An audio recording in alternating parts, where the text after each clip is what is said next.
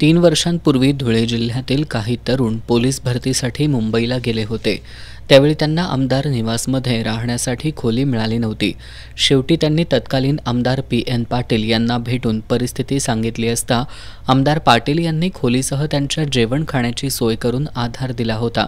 ही त्यांची एकमेव भेट त्या युवकांनी कायम लक्षात ठेवली आहे. गेल्या वर्षी आमदार पी.एन. पाटील यांच्या आकस्मिक निधनाची बातमी त्यांना उशिरा समजली होती.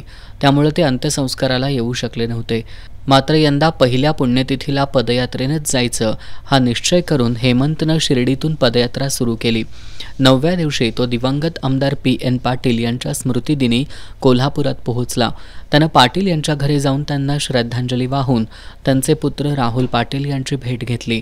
पी.एन. पाटील यांच्या एकमेव भेटीतील उपकारातून उतराई होण्यासाठी ही पदयात्रा काढल्याचं हेमंत सूर्यवंशी यानं सांगितलं.